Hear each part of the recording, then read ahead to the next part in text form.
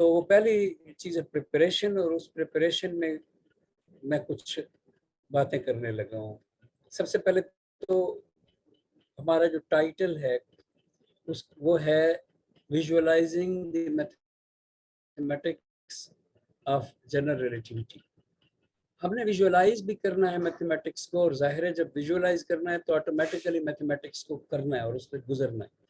और हमने एक तरह का एक लेवल का फुल टोटल 100% कंप्लीट रिगर तो नहीं, रिग्रेस वाला रिगर, लेकिन एक लेवल का रिगर भी हमने रखना है कि हमने ज़रा डिटेल में जाना है। मसलन 2 डायमेंशंस की बजाय हमने 4 डायमेंशंस की मैथमेटिक्स को तरजीह देनी है, या डीप हमने मैथमेटिक्स करनी है। कोशिश है कि सेमेस्टर का एक टाइम पीरियड में ये हो जाए, और क्लास भी एक है तो इसलिए आपको तावन करना पड़ेगा।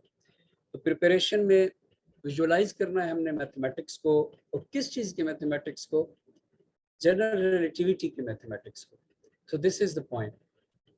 जनरल रिलेटिविटी क्या है? स्पेशल रिलेटिविटी तो चौथे सेमेस्टर में ही बच्चे पढ़ते हैं, दरमियान में जो सेमेस्टर होता है वो पढ़ लेते हैं। एक तो एफएससी में उसका एक पोर्शन है स्पेशल रिलेटिविटी का। दूसरा, वो आसान है, इंटरमीडिएट किस्म की रिलेटिविटी है, क्योंकि जो गैलीलियन रिलेटिविटी है उसके और जो जनरल रिलेटिविटी है उसके दरमियान में वो वाक़या है। तो वो एक ट्रांजिशनल फेज़ की चीज़ है जिसमें एक आसान सी स्पेस टाइम है, जिसको मिंकोस्की स्पेस कहते हैं। तो वो स्पेस जो है फ्लैट है, और उसमें लीनियर अलजेब्रा यूज़ होता है, ट्रांसफॉर्मेशन सारी लाइन टू लाइन है, और इसलिए वो जो है ना इजी है। तो वो बच्चों को मालूम है, हमने पढ़नी है, क्योंकि उसके बगैर हम जनरलाइज ही नहीं कर सकते रिलेटिविटी को। और उसके 2-3-4 पता नहीं हफ्ते हैं, लेकिन हमने पढ़नी है स्पेशल रिलेटिविटी। लेकिन वो अभी 2-3 हफ्ते रहते हैं उसके शुरू होने में। अभी तो पहले हम अगले अगले क्लास में इसकी सिर्फ एक क्लास लगाएंगे, लेकिन इसकी हिस्टोरिकल बैकग्राउंड देखेंगे रिलेटिविटी का। और फिर उससे नेक्स्ट क्लास में हम एक ओवरव्यू पूरी मैथमेटिक्स का, पहली इक्वेशन से लेके आखिरी इक्वेशन तक एक ओवरव्यू, जिसे कहते हैं ना रिलेटिविटी फॉर बिगिनर्स टाइप, वो एक ही क्लास में या ज़्यादा से ज़्यादा 2 लग जाएंगी, उसमें हम गुजारेंगे।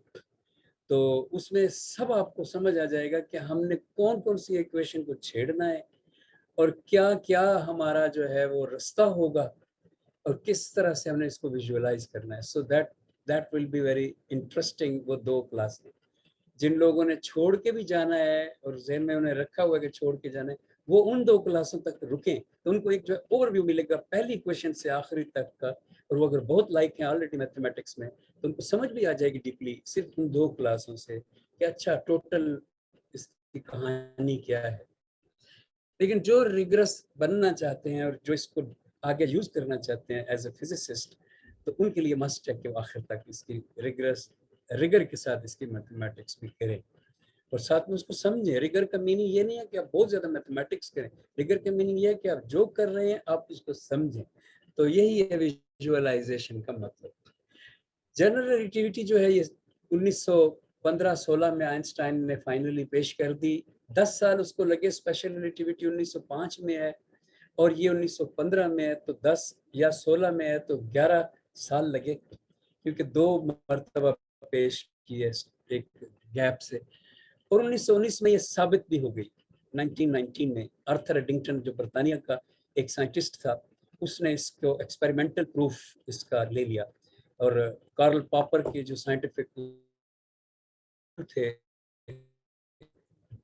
फाल्सिफिकेशन के उसूल, उनको इस्तेमाल करते हुए 100% ट्रूथ थ्योरी के तौर पे इसको साबित कर दिया 1919 में। खुद आइंस्टाइन ने सजेस्ट किए थे अपने थीसिस में कि ये 3 जो स्टेप्स हैं, अगर ये 3 जो एक्सपेरिमेंट्स हैं एम्पिरिकल, अगर ये 3 परफॉर्म किए जाएं तो इनमें से हर एक ऑर्बिट की कैलकुलेशन थी जो न्यूटोनियन फिजिक्स से पूरी तरह से अच्छी तरह से नहीं हो पा रही थी।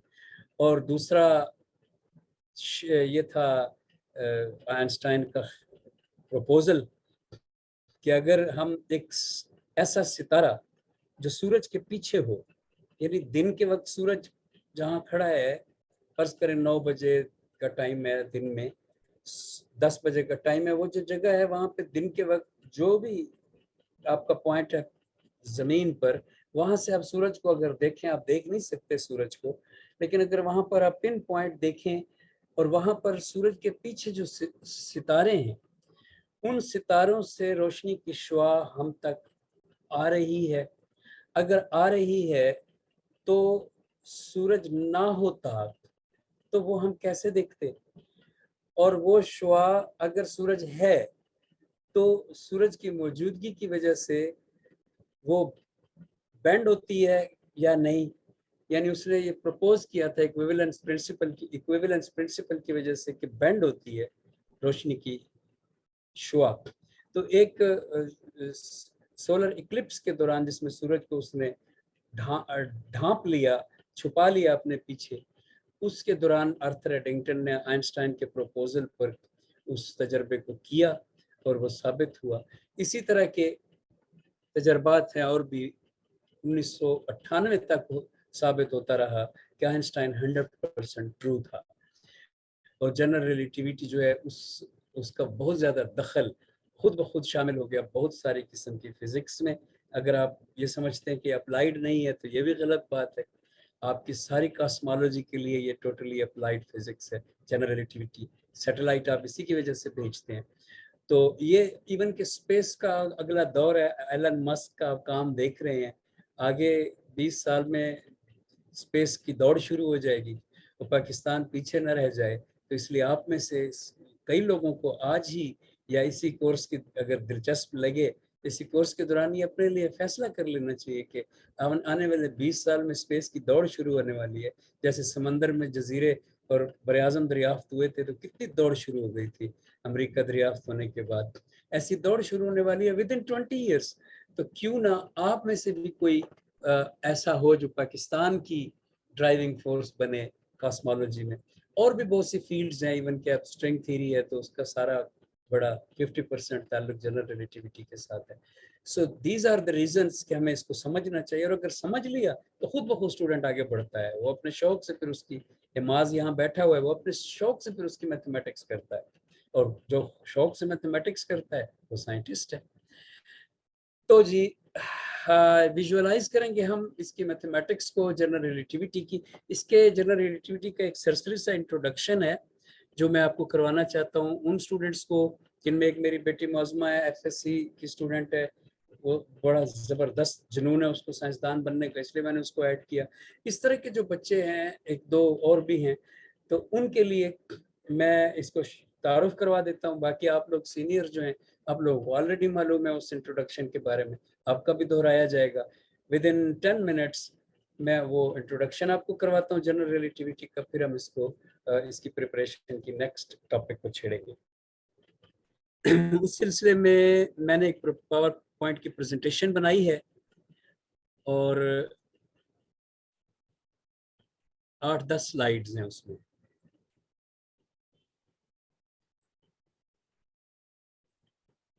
जी हाँ, ये है इंट्रोडक्शन टू जनरल रिलेटिविटी। पहली लाइन जिसको मैं इंट्रोड्यूस करवाना चाहता हूँ कि जनरल रिलेटिविटी कौन सी थ्योरी है। शुक्र है बिजली आ गई। पहली लाइन जो है वो जो मैं इंट्रोड्यूस करवाना चाहता हूँ वो है, gravity is not a force, it's an effect of the geometry of space-time. Gravity is not a force, it's an effect of the geometry of space-time. ये बात आप में से ज़्यादातर जानते हैं, इसीलिए फिजिक्स और मैथमेटिक्स के स्टूडेंट्स को बुलाया कि कोई परेशानी ना हो, इब्तिदाई बातें ना करनी पड़े। ये बात आप सब जानते हैं कि जी हाँ, जनरल रिलेटिविटी यही है कि geometry of the space time.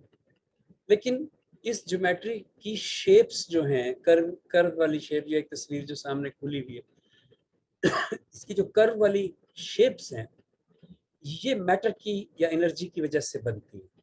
This is field equation of Einstein.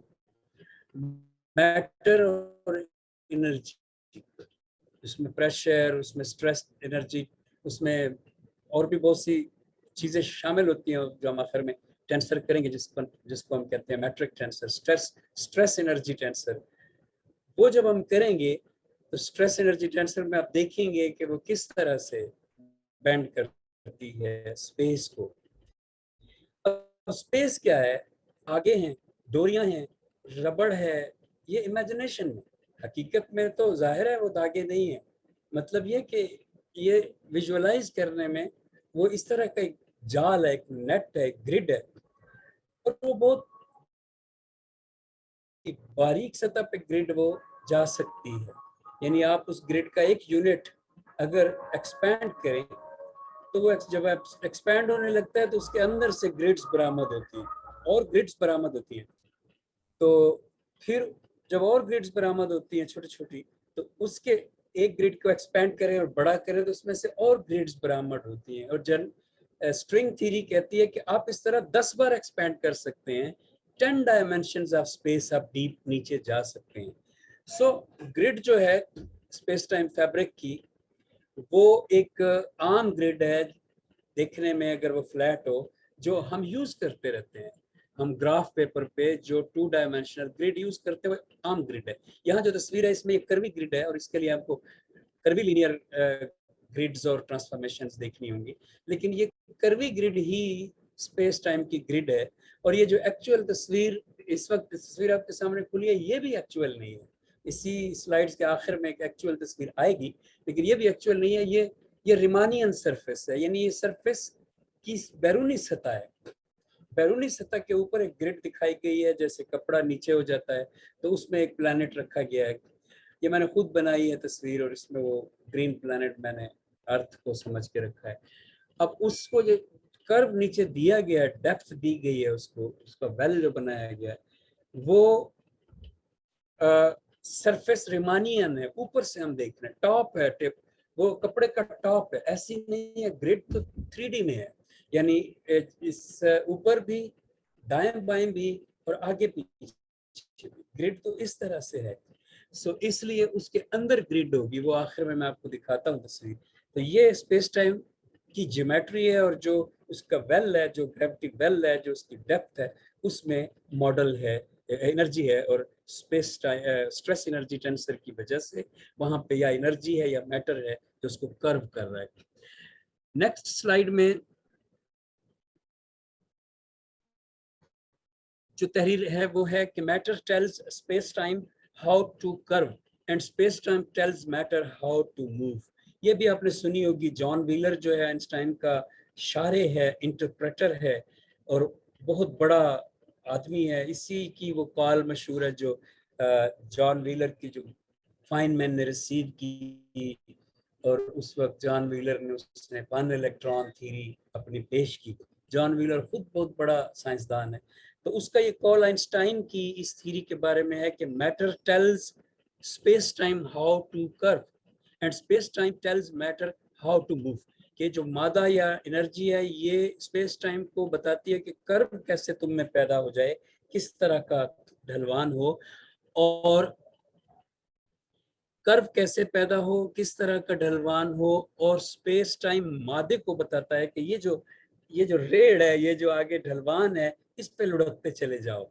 नीचे जो इक्वेशन है मैंने 2 कलर दिए हैं। इसमें ये लेफ्ट साइड का कलर जो है ये कर्वेचर है, और ये राइट साइड का कलर जो है इक्वेशन। ये हमने सारी करनी है तो इसलिए अभी इस पे मैं कोई बात नहीं करूंगा। तो ये जो लेफ्ट साइड का कर्वेचर है, ये सारे का सारा कर्वेचर है जो लेफ्ट साइड है इक्वेशन की, और जो ये राइट साइड इक्वेशन की, ये सारे का सारा मैटर है और एनर्जी है। तो इन दोनों का आपस में यही बैलेंस है कि matter tells space time how to curve and space time tells matter how to move. Next slide में जो तहरीर मैंने लिखी है वो इक्विवेलेंस प्रिंसिपल के हवाले से है, जो बुनियाद बना। आइंस्टाइन ने जब ये थ्योरी पेश की तो बेसिकली 1907 में, असल में 1905 में आइंस्टाइन ने जब स्पेशल रिलेटिविटी पेश कर दी, तो 1907 तक आइंस्टाइन इसी एक सोच में मुब्तला रहा कि मैं इस थ्योरी में ग्रेविटी को कैसे डाल सकता हूँ। क्योंकि फ्लैट स्पेस था मिन्काउस्की का, और फ्लैट स्पेस टाइम में तो कहीं ग्रेविटी नहीं होती, और ऐसा कोई फ्लैट स्पेस टाइम कहीं हुआ भी हमारी यूनिवर्स में तो अभी तक तो हमें उसका पता नहीं है। कहीं ऐसी कोई जगह यूनिवर्स में अगर पाई जाती हो जहां बहुत ज्यादा दूर दूर तक कोई मैटर ना हो, तो वहां काफी लंबा अरसा सफर करने के लिए करते हुए भी हमें फ्लैट स्पेस टाइम मिल सकता है, लेकिन वहां पे भी इतना ज्यादा फ्लैट नहीं मिलेगा क्योंकि दूर दराज की गैलेक्सीज का असर उस पर होगा और हल्की सी रिपल होगी, जैसे एक तार सी लटकी हुई हो, जैसे घरों में छतों पे तार लटकती है इस कपड़े की, तो वो थोड़ी सी ढलकी हुई रहती है, ऐसे एक तार सी लटकी हुई सी वो स्पेस टाइम होगी जो बहुत दूर हो, लेकिन फुली तौर पे फ्लैट स्पेस टाइम शायद पॉसिबल ना हो। बहरहाल फ्लैट स्पेस टाइम मिन्काउस्की की है और वो स्पेशल रिलेटिविटी की है। जब आ गई स्पेशल रिलेटिविटी तो वो किसी काम की नहीं थी, उसमें टाइम डायलेट हो रहा है, उसमें लेंथ कॉन्ट्रैक्ट हो रही है, मास इंक्रीज हो रहा है, लेकिन वो किसी साइंसी प्रैक्टिकल काम की चीज नहीं है क्योंकि ऐसा कोई स्पेस टाइम है ही नहीं। सो उसके कुछ एप्लीकेशंस आखिर में फाइनमैन ने निकाले जो जिसकी वजह से इलेक्ट्रो क्वांटम इलेक्ट्रोडायनामिक्स वजूद में आई, और वो हम छेड़ना नहीं चाहते, दुनिया ही और है, और वो मैं इंशाल्लाह साइट पे कोर्स रखूंगा तो उस वक्त पढ़ेंगे। लेकिन ये जो कर्वी स्पेस टाइम है जनरल रिलेटिविटी, इसका वजूद 1907 में शुरू हुआ। आइंस्टाइन क्लर्क था और एक अपने ऑफिस के अंदर एक खिड़की से बाहर झांक रहा था। आज भी वो इमारत मौजूद है और सामने वाली इमारत बहुत बुलंद थी। उस इमारत पे एक शख्स बड़ी सी सीढ़ी रख के पेंट कर रहा था कुछ, और आइंस्टाइन उसको देख रहा था। साथ ही उसके दिमाग में 2 साल से ये ख्याल चल रहा था कि क्या क्या क्या किया जाए कि ग्रेविटी को डाला जाए। ग्रेविटी ने स्पेस टाइम को जरूर कर्व किया है जिसको मैं नहीं पकड़ पा रहा, कैसे डाला जाए, स्पेस टाइम फ्लैट नहीं है। उसने सोचा कि अगर ये शख्स जो सीढ़ी चढ़ के ऊपर खड़ा है ये गिरे, अगर ये गिरे तो क्या, एक ही ख्याल सिंगल, तो क्या ये सोचेगा कि मैं गिर रहा हूँ, क्या इसको अपना आप गिरता हुआ महसूस होगा, सोचेगा तो सही वो, क्योंकि हवा की रेजिस्टेंस होगी, लेकिन क्या वो अपने आप को गिरता हुआ फील करेगा अगर रेजिस्टेंस हवा की ना हो, अगर वो एक वैक्यूम वाली जगह ऐसी जगह पर हो, अचानक उसे झमाका हुआ दिमाग में जिसे कहते हैं मोमेंट ऑफ यूरिका, उसे अचानक एक झमाका हुआ दिमाग में कि नहीं महसूस करेगा, वो अपने आप को गिरता हुआ महसूस नहीं करेगा, वो अपने आप को मुअल्लक महसूस करेगा, वो अपने आप को ऐसे ही हैंगिंग रुका हुआ महसूस करेगा। अगर नीचे से जमीन हटा दी जाए और स्पेस में वैक्यूम हो, कोई हवा ना हो, तो वो अपने आप को रुका हुआ महसूस करेगा। ये ख्याल आने की देर थी कि आइंस्टाइन खुशी से पागल हो गया और उसने तमाम उम्र फिर अपने इस ख्याल को जब भी याद किया, साथ ही ये भी कहा कि that was the best thought of my life, या इस तरह का कोई जुमला है, आप गूगल कर लीजिएगा, वो मशहूर जुमला है। ओके, अब ये जो गिरता हुआ आदमी है, इससे इक्विवेलेंस प्रिंसिपल आइंस्टाइन को समझ आया। आइंस्टाइन ने फिर फौरन उस आदमी को चश्मे तसव्वुर में, थॉट एक्सपेरिमेंट में, उस आदमी को एक एलिवेटर में सोचा कि अगर एलिवेटर भी तो नीचे आ रहा होता है, एलिवेटर में एक आदमी हो तो क्या नीचे आते हुए उसको वो फील आएगी, अगर वो एक्सेलरेट ना हो रहा हो, कांस्टेंट वेलोसिटी हो, तो क्या उसको वो फील आएगी? एक्सेलरेट हो ही नहीं रहा होता, वो हम आगे चल के बात करेंगे, कोई भी ऑब्जेक्ट जो गिरता है, लेकिन फिलहाल आइंस्टाइन जब इस थॉट पर खड़ा है, हम भी वहीं पे खड़े हैं। तो इस तरह की सोच ने उसको इक्विवेलेंस प्रिंसिपल इजाद करने पर मजबूर किया, जो कि एक बहुत खूबसूरत प्रिंसिपल है फिजिक्स का। और उसका नोशन ये है, उसमें डेफिनेशन ये है कि locally, not globally, not universally. ये बात जहन में रखनी है as a student of physics, क्योंकि जो आम पॉपुलर फिक्शन साइंस का स्टूडेंट है वो ये लोकली वाली बात इसमें नहीं जानता और इस वजह से बहुत सारी गड़बड़ करता है। ये याद रखना है कि locally gravitational acceleration and normal acceleration are the same thing. और यहाँ पे मैंने ये जो तस्वीरें बनाई हैं, इसमें देखें कि ये एक जमीन पे खड़ा है एक एक बुजुर्ग, ये प्लेनेट अर्थ है और प्लेनेट अर्थ के ऊपर वो एक बॉक्स में खड़ा है, और उस प्लेनेट अर्थ का जो ग्रेविटेशनल एक्सेलरेशन है वो 9.8 मीटर पर सेकंड स्क्वायर्ड है। अब दूसरा एक्सेलरेशन होता है गाड़ी चलाने वाला, वो रॉकेट में है और स्पेस में है। रॉकेट नीचे से शोले जो है उसको जो है उसको क्या करते हैं, अब थ्रस्ट कर रहे हैं, और रॉकेट की जो एक्सेलरेशन की, ये एक्सेलरेटेड है, कांस्टेंट वेलोसिटी में नहीं है रॉकेट।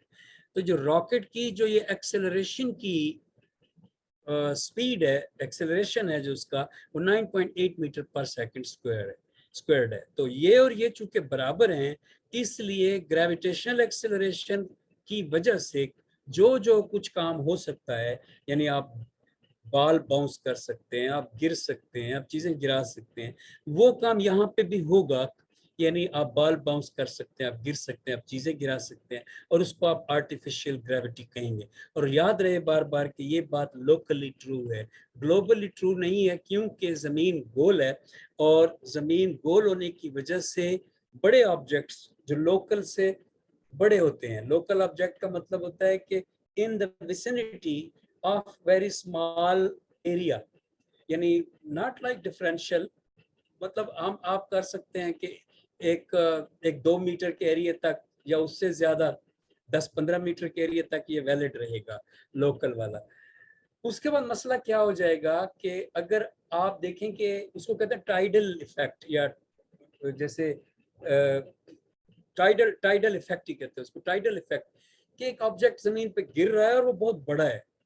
लियोनार्ड सस्केंड अपने लेक्चर्स में कहता है, जो यूट्यूब पे पड़े हुए हैं उसके, कि वो 2000 मीटर लंबा आदमी है।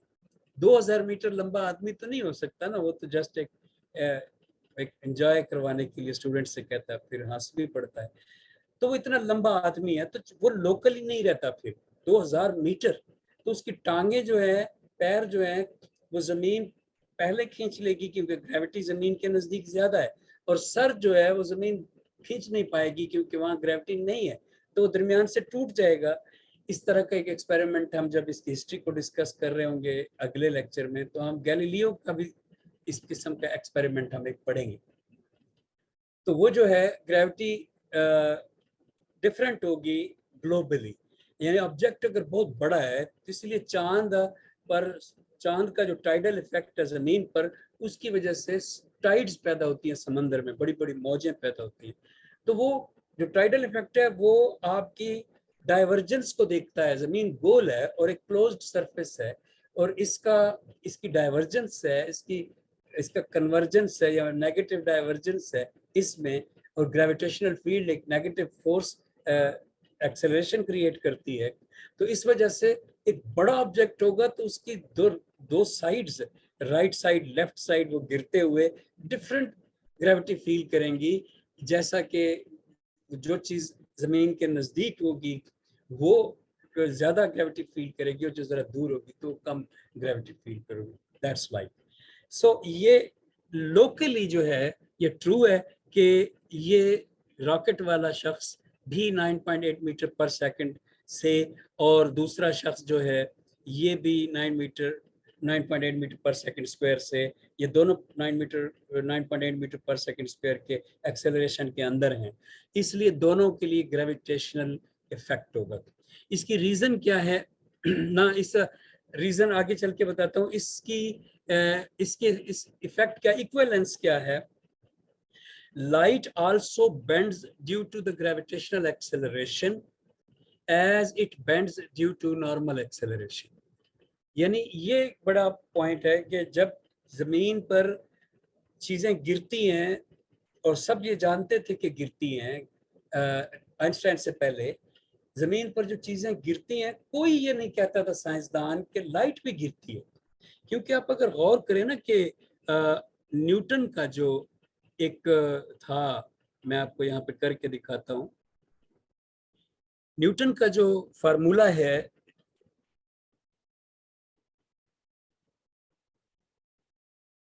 ग्रेविटी के लिए, force big G M M R squared, इसमें आप देखें कि ये एम प्लैनेट का मास है, और दूसरा जो एम है, छोटा एम, ये एम, ये उस पर गिरने वाला मास है। बॉल है फॉर एग्जांपल। अब ये दो एम जो हैं इनके दरमियान एक प्रोपोर्शनैलिटी है, और अगर यहाँ दूसरे एम की जगह पर हम लिख दें F equal big G M और यहाँ पे कर दें फोटॉन, फोटॉन रोशनी का जर्रा, और आर स्क्वायर, तो ये क्वेश्चन रोशनी के जर्रे और प्लैनेट के मास इन दोनों के दरमियान जो ग्रेविटेशनल रिलेशन है उसकी प्रोपोर्शनैलिटी की इक्वेशन बन जाएगी। बट साइंसदानों को पता था कि फोटॉन जो है वो मासलेस है। अब जो मासलेस होगा तो उसका मास जीरो होगा। अब यहाँ पे अगर हम जीरो डालें तो सारी इक्वेशन जीरो हो जाएगी, ऐसा तो नहीं हो सकता। इसलिए फोटॉन को इसके साथ कभी जोड़ा ही नहीं जा सकता था साइंसदानों के नजदीक। आइंस्टाइन ने ये किया कि आइंस्टाइन ने इसको उल्टे तरीके से जाके दरियाफ्त किया कि रोशनी गिरती है जमीन पर। उल्टा तरीके से मेरी मुराद क्या है कि बजाय जमीन पर खड़े होके अपने लोकल फ्रेम में रोशनी को कोई एक्सपेरिमेंट के जरिए देखता कि वो गिर रही है, और फिर प्रिडिक्ट करता कि जो एक्सेलरेटेड फ्रेम है, जो रॉकेट स्पेस में है, उसमें भी रोशनी गिरेगी। लेकिन उसने उल्टी तरफ से सफर किया। उसने रॉकेट के बारे में सोचा कि उसमें चूंकि रोशनी गिरती है तो इसलिए लाजमी है कि जमीन पर भी रोशनी गिरेगी, और रॉकेट में रोशनी गिरती है का उसने क्या रीजनिंग दी, लॉजिकल साइंटिफिक, वो नेक्स्ट स्लाइड में है। और अभी फिलहाल इससे अगली स्लाइड में है। फिलहाल इस स्लाइड में मैं आपको ये दिखा रहा हूँ कि जब रॉकेट जा रहा है 9.8 मीटर पर सेकंड स्क्वायर्ड से या किसी और एक्सेलरेटेड ग्रेविटेशनल एक्सेलरेशन से, तो अगर जीरो मोशन है, वो जा नहीं रहा, मोशन जीरो है, रुका हुआ है, जमीन है, जमीन नहीं बिल्कुल जीरो है जो कि नहीं है कहीं पे भी, तो लाइट जो है उसमें एक ऑब्जर्वर जो बाहर खड़ा है जब वो शाइन करवाता है लाइट उसमें, तो वो सीधी जाएगी। और अगर कांस्टेंट वेलोसिटी है तो वो एक स्लोप बनाएगी जो कांस्टेंट नजर आएगी, और अगर एक्सेलरेटेड है तो वो एक कर्व बनाएगी रोशनी एक्सेलरेटेड फ्रेम में रॉकेट के अंदर। लेकिन इसकी रीजनिंग क्या है वो नेक्स्ट स्लाइड पे। अब इस स्लाइड में आप देखें कि रीजनिंग ये है कि जो आदमी बाहर खड़ा है उसने ये वाली रोशनी की शुआ देखी, ये जो येलो कलर की है लाइन, और ये वाला फोटॉन देखा। अब जब उसने देखा रॉकेट की छत के साथ ये फोटॉन लग रहा था, लेकिन चूंकि रॉकेट एक्सेलरेटेड है तो रॉकेट ऊपर उठ गया, और बाहर वाले आदमी ने तो अभी भी सीधी ही लाइन देखी, लेकिन रॉकेट चूंकि ऊपर उठ गया है इसलिए फोटॉन अब रॉकेट के अंदर थोड़ा नीचे आ गया है। अब ये बाहर वाला तीसरे इसमें फ्रेम में जहां पे रॉकेट और ऊपर उठ गया है, लाइन अभी भी सीधी देख रहा है बैरूनी ऑब्जर्वर, लेकिन फर्श के नजदीक आ रही है रोशनी। और इस आखिरी में देखें कि रोशनी फर्श को लगने वाली है। बाहर वाले बंदे के लिए ये प्लेन सीधी स्ट्रेट लाइन है, लेकिन अंदर वाले बंदे के लिए जो इसके अंदर खड़ा है, जिसको बैरूनी दुनिया नजर नहीं आ रही, जो अपने इंट्रिंसिक प्रॉपर्टी नोट कर रहा है, अपनी ज्योमेट्री नोट कर रहा है, उसके लिए ये रोशनी की शुआ कर्व्ड होगी। इसलिए आइंस्टाइन ने जब ये देखा कि कर्व स्पेस टाइम जो है रोशनी की शुआ कर्व्ड है एक्सेलरेटेड फ्रेम में, तो तब उसने उससे डिड्यूस किया कि इस फ्रेम में भी जो अर्थ है, इस फ्रेम में भी रोशनी की शुआ कर्व्ड होगी। ये नतीजा पेश करने के बाद कि इसमें भी कर्व्ड होगी, आइंस्टाइन ने प्रिडिक्ट किया कि अगर सूरज की बैक पे जो सितारे हैं उनका फोटोग्राफ लिया जाए, फिर सूरज ग्रहण की मौजूदगी में दोबारा लिया जाए, तो सूरज की वहां होने की वजह से बेंड होगी लाइट और ग्रेविटेशनल लेंसिंग इफेक्ट पैदा होगा, और इसलिए तारे उस जगह से हटकर दूर दूर नजर आएंगे और वो फासला बढ़ जाएगा स्टार्स का। अब स्टार्स का फासला एक सोलर इक्लिप्स में अचानक तो बढ़ नहीं सकता, वो हैं भी बहुत दूर सूरज से, तो रीजन यही है कि दरमियान में सूरज का मास आया है और उसके पास से रोशनी बेंड हुई है। इस बेंट को ग्रेविटेशनल बेंट या ग्रेविटेशनल लेंसिंग इफेक्ट कहा उसने, और इसी को आर्थर एडिंगटन ने प्रूव किया 1919 में। इंट्रोडक्शन लंबा हो गया। नेक्स्ट जो है उस इंट्रोडक्शन में वो है कि टाइम डायलेशन सिर्फ स्पेशल रिलेटिविटी में नहीं होता, टाइम डायलेशन जनरल रिलेटिविटी में भी होता है।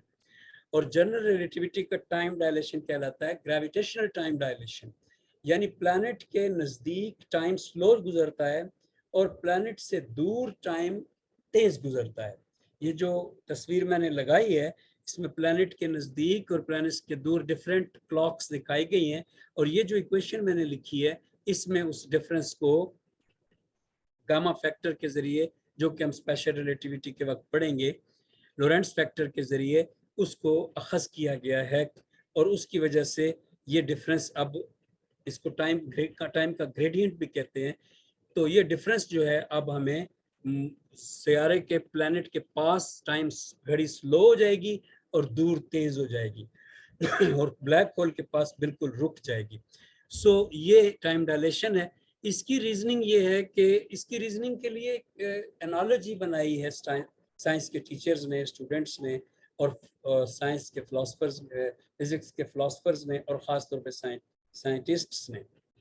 अगरचे मुझे इस थ्योरी से थोड़ा सा इस पे मुझे डाउट है, यानी मैं इसमें थोड़ी सी वजाहत कर दूंगा अपने वक्त पे जब हम आगे इसको दोबारा पढ़ेंगे, लेकिन चूंकि ये थ्योरी नहीं, ये एनालॉजी, इस पे मुझे थोड़ी 90% ट्रू लगती है, 100% ट्रू नहीं लगती, लेकिन अगर ट्रू फिर भी मुझे लगती है, लेकिन फिर भी क्योंकि ये एनालॉजी बेहतरीन एनालॉजी है अब तक ये बताने के लिए कि ग्रेविटेशन की वजह से टाइम डायलेशन क्यों होता है, और ये रीजनिंग है, इसलिए मैं आपके सामने ये एनालॉजी रखने लगा हूँ।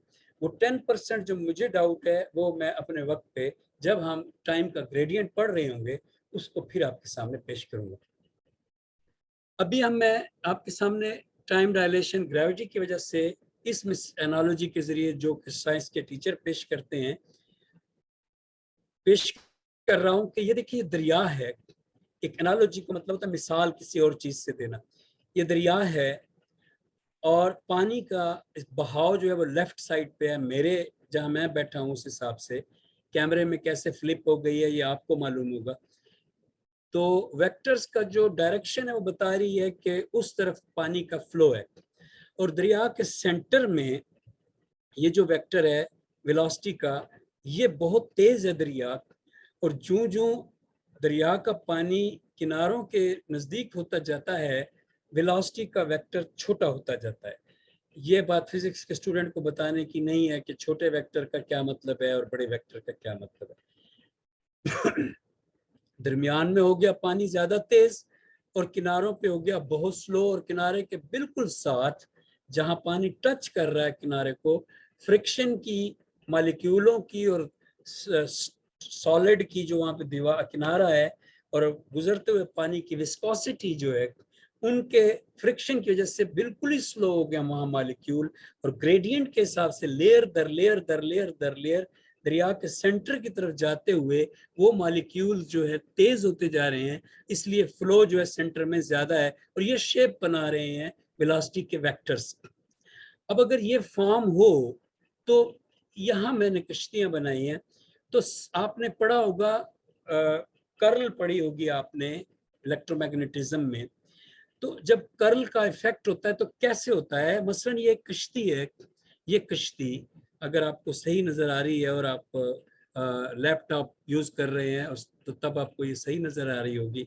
अगर ये कश्ती है तो आप देखें कि जिस तरह नीचे जो मैंने बनाए थे वेलोसिटी के वेक्टर्स, ये ऊपर आप देख सकते हैं, ये वेक्टर सबसे ज्यादा तेज वेलोसिटी वाला है और ये वेक्टर उससे कम वेलोसिटी वाला है।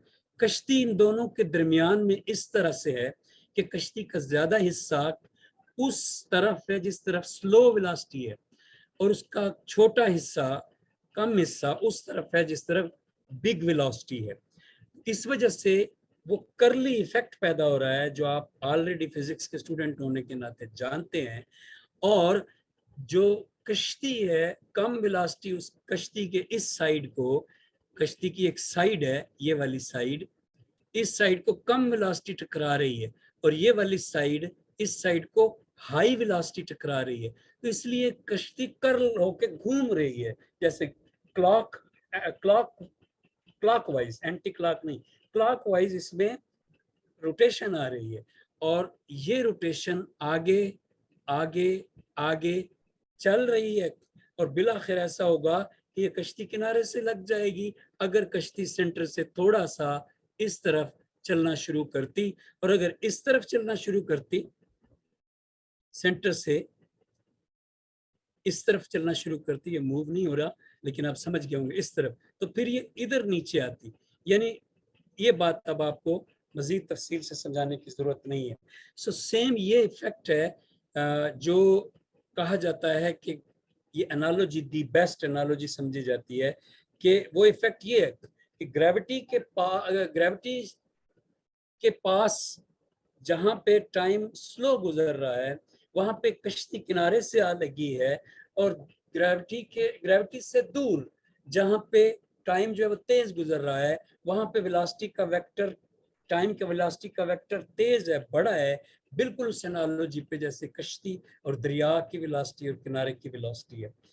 और वो टाइम का जो वेक्टर है वो एक कंपोनेंट है फोर वेलोसिटी वेक्टर का, जो वेलोसिटी का फोर वेक्टर है जिसको हम स्पेशल रिलेटिविटी में भी पढ़ेंगे और जनरल रिलेटिविटी में भी पढ़ेंगे। फोर वेलोसिटी वेक्टर कहते हैं उससे। उसका एक कंपोनेंट टाइम है, तीन कंपोनेंट एक्स वाई और जी हैं और एक कंपोनेंट सी टी है, और वो टाइम का कंपोनेंट जो है उस कंपोनेंट की वजह से आप कह सकते हैं कि वेलोसिटी का वो वेक्टर वहां बड़ा है जहां दरिया का बहाव ज्यादा है और वहां छोटा है जहां दरिया का बहाव कम है। तो ये जस्ट एनालॉजी है, इसमें जो डाउट है मुझे, वो डाउट नहीं है, उसको लिए डाउट का लफ्ज ठीक नहीं है, वो एक 90% ये ट्रू है एनालॉजी और 10% ये ट्रू नहीं है, क्योंकि जो ग्रेविटेशनल एक्सेलरेशन होता है, ग्रेविटेशनल एक्सेलरेशन वो सिर्फ अर्थ पर ही नहीं होता, बल्कि जो ग्रेविटेशनल फील्ड होती है वो सिर्फ अर्थ पर ही नहीं होती बल्कि रॉकेट में भी होती है, और रॉकेट में ऐसा कोई इफेक्ट इस एनालॉजी वाला परफेक्टली वैलिड नहीं होता, ये इस एनालॉजी वाला। सो इसलिए थोड़ा सा मैं इस पे अपने वक्त पे मैथमेटिकली रोशनी डालूंगा। और आखिरी चीज है Doppler shift effect, Doppler shift in general relativity. इस पे हमने इस पे काफ़ी इक्वेशनें करनी है, इसको हम बेल्स थ्योरम में शायद जाके पढ़े, उससे आगे जाके पढ़ेंगे वेव फ्रीक्वेंसी में। इसलिए मैं इसको सिर्फ ये बता दूं कि जैसे किसी भी डॉपलर का किसी भी मूविंग बॉडी पर या उससे खारिज होने वाली वेव्स पर डॉपलर इफेक्ट अप्लाई किया जा सकता है, same like that because of the gravitational acceleration रोशनी की शुआ पर भी डॉपलर इफेक्ट को जमीन के पास और जमीन से दूर मालूम कर सकते हैं, रिलेटिविस्टिक डॉपलर शिफ्ट को। और जमीन के पास आपकी ग्रेविटी ज्यादा है तो इसलिए वहां पे आप अगर खड़े हैं और लाइट ऊपर से आ रही है तो वहां पे ब्लू शिफ्ट होगा, यानी आपको ब्लू नजर आएगी आती हुई लाइट, और अगर जा रही है तो आपको रेड नजर आएगी। ये डॉपलर इफेक्ट में आपने बचपन में पढ़ा था स्कूल में, जब वो एक हॉर्न सायरन की आवाज के साथ वो बताते थे। इसको हम डिटेल में पढ़ेंगे। नेक्स्ट ये लिंक है, ये मैंने जस्ट आपके साथ शेयर करना था कि एक प्ले है जो आज आपको मैं असाइनमेंट के तौर पे देना चाहता था। इसको कहते हैं, ये साइट पे पड़ा हुआ है, मैथ इज फन, साइट का नाम है मैथ इज फन, और इस साइट पर ये पड़ा हुआ है, ये है ग्रेविटी फ्री प्ले। इसमें ये नीचे मास है 1 × 10⁻23, 23 जो है और 24 जो है ये अर्थ का मास है। तो इस तरह का इसमें 23 या 24 आप इसका अर्थ का मास इसमें एंटर करें और इसमें एक न्यू अर्थ का, इसमें आप यहाँ पे मास क्रिएट करें। ये दरमियान में मास है, ये बहुत छोटा है, मैं ज्यादा बढ़ा देता हूँ ताकि आप जो है ना देख सकें। ये नजर नहीं आ रही होगी। अच्छा, तो इसका फिर क्या तरीका किया जाए? या आप खुद खोल लें, स्टूडेंट्स खोल लें। नहीं, ये ब्राउजर, चलें भी, ये लिंक आपने खोलना है। अभी ये जो सेटिंग कासिम साहब ने की है उसमें ही आपको नज़र नहीं आ रही होगी। नेक्स्ट में मैं आपको एक ग्रेविटी फ्री प्ले करके दिखाऊंगा। आप खुद भी प्रैक्टिस करें, सोलर सिस्टम बनाने की कोशिश करें अगर आप बना सकते हैं। नहीं तो मुझसे रब्ता करें, फिर नेक्स्ट क्लास में मैं आपको सिखा दूंगा। आखिरी तस्वीर जो आपकी यहाँ पे है वो ये है रिची स्पेस, जो पहले मैंने आपको दिखाई थी। और मैंने कहा था कि ये वाली पीछे मैंने आपको दिखाई थी ये, और मैंने कहा था कि ये रिमानियन सरफेस है। रिमानियन सरफेस ऊपर ऊपर से होती है, उसमें डेंट पड़ा हुआ है रिमानियन सरफेस में। ऊपर प्लैनेट भी रखा हुआ है, काफी भारी भरकम जगह दिखाई दे रही है, लेकिन वो रियलिटी नहीं है। वो एक तस्वीर समझाने के लिए, आपने देखा होगा कपड़ा सा बांध देते हैं या ट्रैम्पलीन पर बच्चों को छलांगे लगाता हुआ, या उस पर भारी चीजें डाल के कहते हैं ये एनालॉजी है। ट्रू जो तस्वीर होगी वो एक्चुअल में ट्रू तो बनाई नहीं जा सकती, 4 डायमेंशन टाइम की चाहिए। ये भी ट्रू नहीं है, लेकिन फिर भी ये दी बेस्ट, बहुत करीब तरीन जो है ये तस्वीर है। इसको हम रिची सरफेस कह सकते हैं, रिची स्पेस कह सकते हैं। रिमान जो, अगर अली रजा बैठा है तो अली रजा ने मुझसे क्वेश्चन किया था वहां पे, तो मैं टाइम नहीं मिला, जवाब नहीं दे सका। रिमानियन, उसने क्वेश्चन किया था कि क्या ऐड किया रिची ने रिमान की सरफेस में कि चेंज हो गया। नहीं, उसने ये नहीं पूछा, उसने कहा रिमान की स्पेस क्या थी। मैंने कहा ना कि थोड़ा सा ऐड किया रिची ने रिमान की सरफेस में कुछ, तो रिमान की सरफेस जो है वो रिची की सरफेस बन गई और आइंस्टाइन के काम आ गई, और 4 डायमेंशनल स्पेस टाइम बन गया। तो अली रजा जो मैथमेटिक्स के एमफिल के स्टूडेंट हैं, उन्होंने नीचे लिखा था कमेंट में कि वो रिमान की सरफेस क्या थी। तो रिमान की सरफेस मैं अभी आपको पीछे दिखाई, वो ऊपर ऊपर से होती है। रिची ने उसमें ऐड किया वॉल्यूम, रिमान की सरफेस की बजाय। अब यहाँ पे आप देखें जो तस्वीर एनिमेशन चल रही है, इसमें स्पेस टाइम वॉल्यूम की बात होती है कि ग्रेविटी के नजदीक वॉल्यूम कम होता चला जाता है, और उसी को हम कहते हैं कर्वेचर पैदा हो रहा है। और इसी तस्वीर में आपको नजर आ रहा होगा इसी सिमुलेशन में कि matter tells space how to move, matter tells space how to curve, and space tells matter how to move. So ये इंट्रोडक्शन था जो काफ़ी लंबा हो गया। 25 मिनट मेरे पास हैं अगली बात के लिए, जो मैं समझता हूँ कि बहुत ज़रूरी है, जियोजेब्रा का तारुफ प्रिपरेशन के लिए। और MS वर्ड अगर आप नहीं यूज़ करते तो फ्री वर्जन होंगे, MS वर्ड टाइप सॉफ्टवेयर बहुत से होते हैं उनके, तो उसको आप जो है यूज़ कर सकते हैं। ये MS वर्ड है। MS वर्ड में इक्वेशनें वगैरह टाइप होती हैं। हमने अब जो बात करनी है वो प्रिपरेशन के हवाले से है। इंट्रोडक्शन मैंने मुकम्मल करवा दिया जनरल रिलेटिविटी का, कोई मैथ नहीं थी आज उसमें। बताया कि ये थ्योरी हम पढ़ने जा रहे हैं और ये मैथ के ज़रिए बनती है, और इसकी मैथ कैसे बनती है, रिची कर्वेचर, रिमान कर्वेचर, ये सारी जो मैथमेटिक्स आएगी उसमें बड़ी लंबी चौड़ी, बड़ी बदनाम मैथमेटिक्स है इसकी, जनरल रिलेटिविटी की, कि समझ में नहीं आती। समझ में इसीलिए नहीं आती कि लंबी ज़्यादा है, इतनी पेचीदा नहीं है। दूसरा, इसमें मैथमेटिक्स ज़्यादा है, फिजिक्स कम है। तो शिकवा तो फिजिक्स के लोगों का है ना कि समझ में नहीं आती। मैथमेटिक्स के लोगों ने तो कभी ये शिकवा नहीं किया। रीज़न इसकी ये है कि इस थ्योरी में 90% मैथमेटिक्स है, 10% फिजिक्स है। 10% तो फिजिक्स वाले तो चीखेंगे कि ये मुश्किल है। मैथमेटिक्स वाले जो स्टूडेंट्स यहाँ बैठे हुए हैं उन्हें नहीं लगेगी कि ये मुश्किल है, क्योंकि हम लीनियर अलजेब्रा से शुरू करेंगे। एक बात मैं आपको बता दूं, बड़ी पते की बात, और वो आपने ना पल्ले बांध लेनी है। उस बात के लिए मैं अपना कैमरा ऑन करता हूँ। ये आप अगर नोट्स ले रहे हैं ना तो इसको हाईलाइट करके लिखें कि सारी की सारी जनरल रिलेटिविटी, सारी की सारी स्पेशल रिलेटिविटी सिर्फ डॉट पर है। डॉट डॉट डॉट, सिर्फ डॉट। कौन सी डॉट? आप सब समझ गए होंगे फिजिक्स और मैथ के स्टूडेंट। डॉट, प्रोडक्ट वाली डॉट, कोसाइन। डॉट प्रोडक्ट, सारी जनरल रिलेटिविटी, सारी स्पेशल रिलेटिविटी बेसिस वेक्टर की बुनियाद पर कायम है।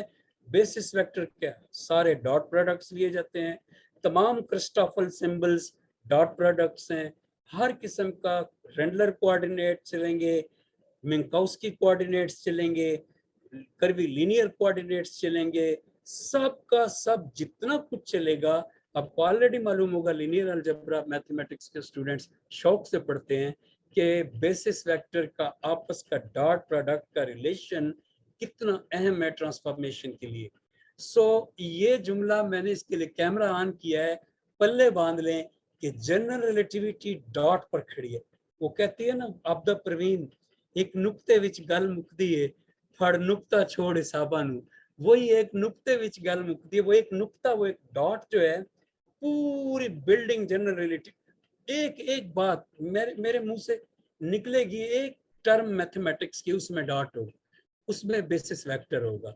बेसिस वेक्टर लाजमी दो आपस में बार बार, फॉर वेलोसिटी वेक्टर कर रहे होंगे हम, फॉर एक्सेलरेशन वेक्टर सॉल्व कर रहे होंगे हम, फॉर फोर्स वेक्टर कर रहे होंगे, फॉर मोमेंटम वेक्टर हम सॉल्व कर रहे होंगे, 4 डायमेंशनल कोई वेक्टर हम सॉल्व कर रहे होंगे, इवन के 3 डायमेंशनल कोई वेक्टर हम सॉल्व कर रहे होंगे, इवन के 2 डायमेंशनल कोई वेक्टर हम सॉल्व कर रहे होंगे, उनके बेसिस वेक्टर आपस में डॉट प्रोडक्ट बनाएंगे। और आप जानते हैं कि आई, जे और के हैट्स जो हैं वो हमारे स्कूल लेवल के बेसिस वेक्टर के तौर पे पढ़ाए गए वेक्टर्स हैं, और उनके दरमियान डॉट प्रोडक्ट्स आपको ज़बानी आते हैं, आई का आई के साथ या आई का जे के साथ, 90 का और 0 का, और उस हवाले से आप उसके एंगल की वजह से, कोसाइन एंगल की वजह से आप उसका डॉट प्रोडक्ट निकालते हैं, और ये पूरी जनरल रिलेटिविटी इस पर बेस करती है। तो ये टेंशन ही निकाल दें कि मुश्किल मैथमेटिक्स है। इसमें जो मुश्किल हिस्सा है वो ट्रांसफॉर्मेशंस को समझना है। आप रोटेशनल ट्रांसफॉर्मेशन से आप स्क्यू ट्रांसफॉर्मेशन में जाते हैं, या स्ट्रेस एनर्जी टेंसर के वक्त डबल फोर्सेस को ट्रांसफॉर्म करते हैं। बहुत सारी ट्रांसफॉर्मेशन जिसमें अनलिमिटेड ट्रांसफॉर्मेशन इसमें इन्वॉल्व हो सकती हैं।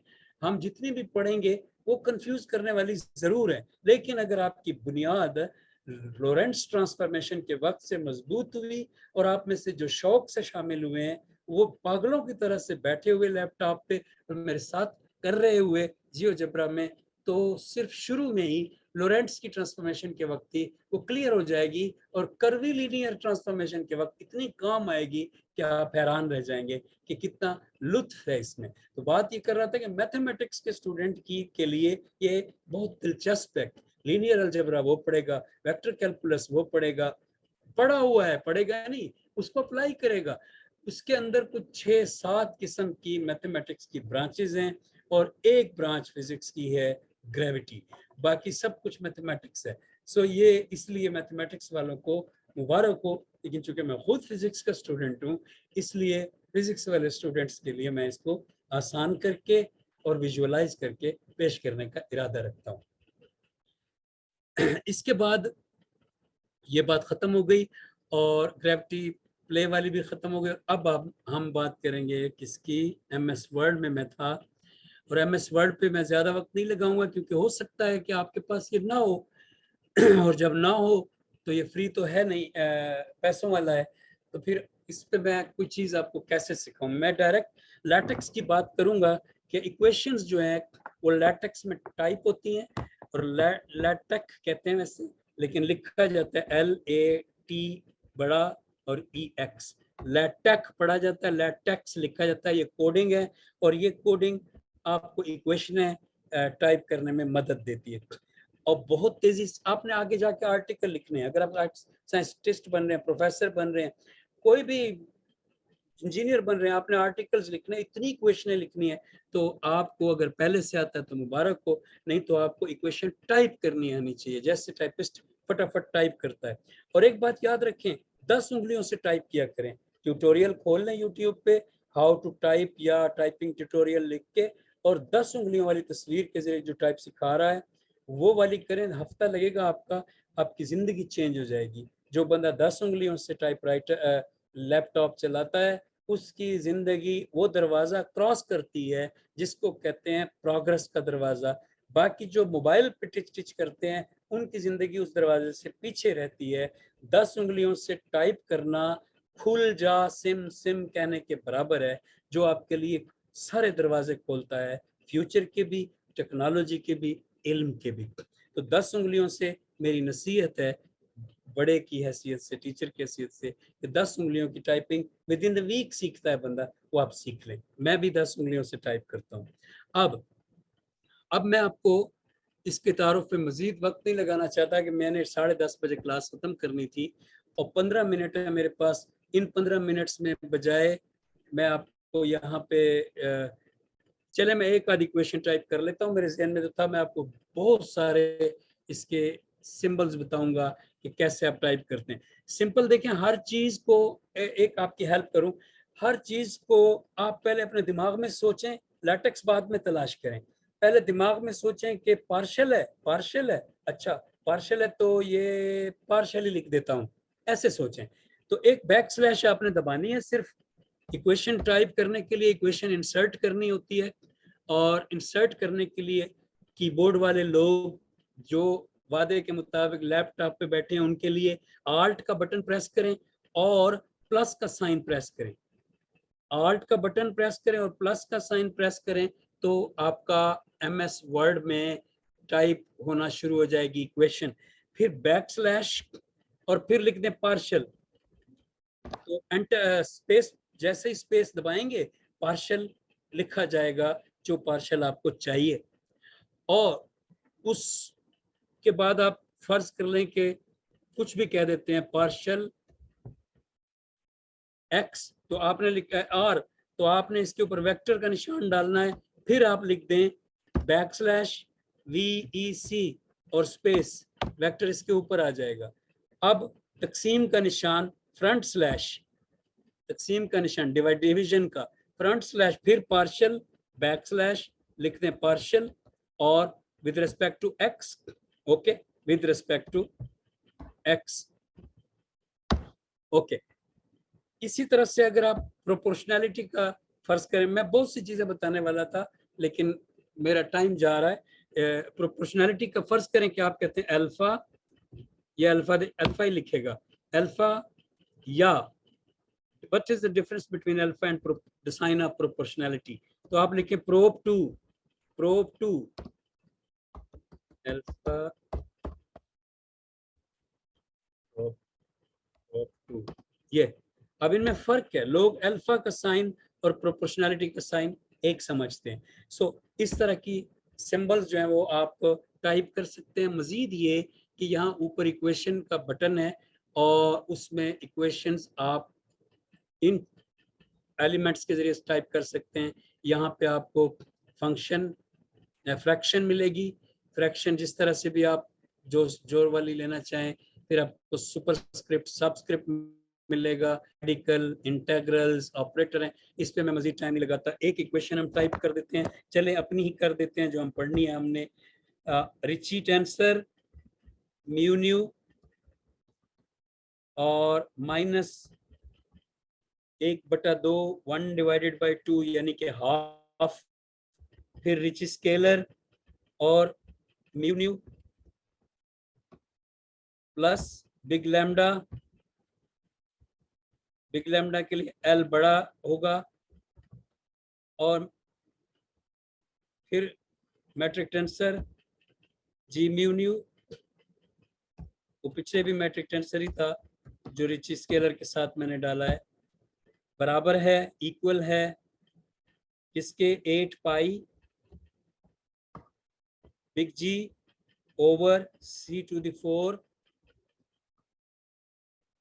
स्ट्रेस एनर्जी टेंसर के लिए ताऊ म्यू न्यू। ये इक्वेशन हमने सिर्फ एक टाइप कर ली। आपने थोड़ा सा YouTube यूज करना है, थोड़ा सा इसकी अपनी इक्वेशनों को, और ये प्रैक्टिस करनी है। मैंने असाइनमेंट देनी है आपको, आपने मुझे टाइप करके देनी है, आपने मेरे साथ चलना है, अपनी स्किल बढ़ानी है। फ्यूचर में 20 साल बाद स्पेस की दौड़ शुरू होने वाली है, मेरी बात लिख लें, हम उस वक्त नहीं होंगे लेकिन आपको ये बात याद आएगी। स्पेस की दौड़ शुरू होने वाली है और आप लोगों को उसका हिस्सा होना चाहिए। तो बस इतनी काफ़ी है। ड्राइंग भी इसमें आप कर सकते हैं, ग्राफ्स और ड्राइंग जो हमारी फिजिक्स वालों की ज़रूरतें होती हैं वो आप इंसर्ट कर सकते हैं। ड्राइंग शेप्स को दबाएंगे तो आखिर में न्यू ड्राइंग कैनवस होता है। इसमें आप कोई सी भी शेप इंसर्ट कर सकते हैं, उसको आप हॉलो कर सकते हैं। उसके अलावा शेप्स की बहुत सारी किस्में हैं और ये मैं यूज़ करूँगा तो आप इसी से सीखते जाइएगा। इसमें इमेज इंसर्ट कर सकते हैं, टेबल इंसर्ट कर सकते हैं। जिस तरह की हमारी डिमांड होगी मैंने इसका इस्तेमाल करना है, उसी तरह की डिमांड के मुताबिक आप साथ अगर चलें तो आप बहुत कुछ जो है इसमें से फ़ायदा हासिल करेंगे। फर्ज करें कि हम ये इमेज इंसर्ट करते हैं और हम कहते हैं कि ये लड़की देख रही है एक एक्सिस को जो कि एक्स एक्सिस है और एक्स एक्सिस का नाम भी टाइप हुआ है और जबकि इसका जो बॉक्स है उसकी फिल कलर हटाया गया है, आउटलाइन हटाई गई है, इसलिए वो ट्रांसपेरेंट है। ये इस तरह से एक्स एक्सिस को देख रही है, इस एक्सिस पर जा रही है एक एक गाड़ी। यहाँ बाहर से हम ले लेते हैं आइकॉन्स और इसमें से हम चले बस ले लेते हैं। तो ये बस जो है ये अब हमारी रिलेटिविटी वालों की ऐसी ड्राइंगें होती है ना, बसें शसें, फिर ऊपर से हमने विजुअलाइज करने का इरादा किया हुआ। तो ये उसके बाद ये एक वेलोसिटी से जा रही है और उस वेलोसिटी को हम v से शो करते हैं और v के ऊपर हम वेक्टर का साइन भी डाल देते हैं। इस तरह की ड्राइंग्स और भी बहुत सी ड्राइंग्स मैं करूँगा, आप देखेंगे। तो ये हो गया इसका तारुफ कि एमएस वर्ड हम यूज़ करेंगे प्रिपरेशन में। दूसरी चीज़ जो हम यूज़ करेंगे वो है जियोजेब्रा। मैंने पहले भी एक आपको वो किया था जियोजेब्रा के हवाले से। ये है जियोजेब्रा, मैसेज किया था। ये जियोजेब्रा क्लासिक है और जियोजेब्रा क्लासिक वर्जन 5 हो वर्जन 6 हो कोई सा भी हो आप यूज़ करें, तमाम टूल्स तकरीबन उसमें हैं। मैं क्लासिक ज़्यादा यूज़ करता हूँ, ज़रूरत पड़ने पर दूसरा भी यूज़ करता हूँ। इसके टूल्स आपने खुद सीखने हैं, ये टूलों से भरा हुआ है क्योंकि हमने ड्राइंग या कोई हम आर्टिस्ट तो है नहीं कि टूल ज़्यादा यूज़ करें, हमने इक्वेशनें यूज़ करनी है।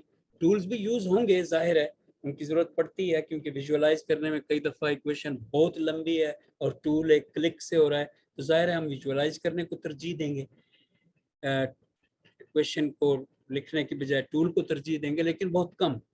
बहरहाल ये टूल्स आपने सीखने हैं। इसमें देखें सिर्फ पॉइंट के अंदर कितने टूल्स हैं, इंटरसेक्शन है, mid centre point, point on object, line है, सेगमेंट है, पॉलीगॉन्स हैं। ये सारी चीज़ें आपने कुछ सीखी हुई भी होंगी जो डेस्मॉस यूज़ करते रहते हैं, या जो मैट लैब में भी इस तरह की कुछ चीज़ें हैं। मैथ HBB की जो आपकी लैंग्वेज लैटेक्स की एक दूसरी किस्म है, पुराना लैटेक्स, वो सारे बच्चे इसको जानते होंगे ऑलरेडी। बहरहाल जो नहीं जानते उनके लिए ये सिंपल सी बात है। इसका यूज़ बहुत ज़्यादा है हमारे इसमें जनरल रिलेटिविटी के कोर्स में। उसकी वजह यह कि हमारी जो भी इक्वेशन है वो विजुअलाइज की जा सकती है क्योंकि हम प्योर मैथ नहीं पढ़ रहे। सारी की सारी टोटल 100% मैथ विजुअलाइज नहीं की जा सकती क्योंकि मैथ जो है वो अल्ट्रा है, इस रियल वर्ल्ड से भी बढ़ के है। रियल वर्ल्ड जो ऑब्जर्वेबल जो यूनिवर्स है वो 3 डायमेंशनल है, ज़्यादा से ज़्यादा 4 डायमेंशनल है और 5th डायमेंशनल मैथ तो होती है लेकिन वर्ल्ड नहीं होती, हमारे सामने नहीं होती। अगर कोई होती है 5th डायमेंशनल वर्ल्ड तो मतलब हमें नहीं पता, हमारे एक्सपेरिमेंटल प्रूफ में वो नहीं आ सकती। So this is the point. अभी आपने ये देखना है कि हमने चूंकि हर चीज ग्राफ करनी है और लीनियर अलजेब्रा का स्टूडेंट तो जानता है कि बगैर ग्राफ्स के कर्वी लीनियर या लीनियर अलजेब्रा किया ही नहीं जा सकता। सारी ट्रांसफॉर्मेशन होती है, और सारी ट्रांसफॉर्मेशन जो है वो ग्राफ्स के ऊपर होती है। इसलिए जियोजेब्रा तो जान है जनरल रिलेटिविटी की, और आपने इवन के आखिर तक ग्रेविटेशनल वेव्स तक जियोजेब्रा करते ही रहना है। इसलिए इसके जो है ना आपको प्रैक्टिस करनी होगी। जो स्टूडेंट मेरे साथ पक्की बेल्ट टाइट करके बैठे हैं कि हमने इस जर्नी पे सर के साथ टोटल चलना है, वो ये वादा करें कि वो जियोजेब्रा को रोज करेंगे और इसमें दी गई असाइनमेंट्स जो है मुझे सेंड किया करेंगे। और इसके असाइनमेंट मैं बताऊंगा, अभी फिलहाल 2-3 लेक्चर जो है उनमें हल्की फुल्की असाइनमेंट्स में दूंगा ग्रुप के जरिए। तो जब साफ हो जाएंगे, जो जिन लोगों ने चले जाना है वो चले जाएंगे, तो हम फिर ग्रुप को भी खाली करेंगे और फिर एक नए सिरे से फिर एक बड़ी प्रॉपर क्लास होगी। तो जियोजेब्रा का जो इंट्रोडक्शन है नेक्स्ट क्लास से पहले पहले ये आपको आ जाना चाहिए। इसमें आप सब कुछ कर सकते हैं, कैलकुलेटर के तौर पे इसे यूज कर सकते हैं। इस जगह पे कुछ भी लिखें, 2 + 2 = 4 है, तो ये आपको 2 + 2 = 4 का रिजल्ट देगा। किसी भी तरह का कोसाइन ऑफ 90 इसको लिखें, कोसाइन ऑफ 90 है तो ये आपको बताएगा कि कोसाइन ऑफ 90 0 होता है। यानी कैलकुलेटर का काम भी हम इससे ले सकते हैं, हालांकि हमने काम इससे लेना नहीं है कैलकुलेटर का। वैसे बता रहा हूँ कि कैलकुलेटर खोलने की भी जरूरत नहीं है, अगर यही खुला हो तो सारे काम चल जाएंगे। दूसरी बात यह है कि इसमें आप विजुअलाइज करेंगे बहुत सारे मैथमेटिकल फार्मूले, खास तौर पे जनरल रिलेटिविटी के फार्मूले जो मल्टी वेरिएबल कैलकुलस है, और इसके मल्टी वेरिएबल कैलकुलस के फंक्शन में इसके उसमें जाएंगे हम डोमेन में, वहाँ जाके हम काम करेंगे। अभी 5 मिनट में मैं कोशिश करूँगा, 5-10 मिनट ऊपर भी हो जाए तो मुझे इजाज़त दीजिएगा, पहली क्लास है। तो अब जो इसमें मैं करने जा रहा हूँ वो एक ट्यूटोरियल समझ लें, वो एक क्लिक्स को फॉलो करने का अमल समझ लें। जो खोल के बैठे हैं, कोई एक तो खोल के बैठा होगा मेरी खुशकिस्मती से, वो इसको फॉलो करने का अमल समझ लें और फॉलो करें।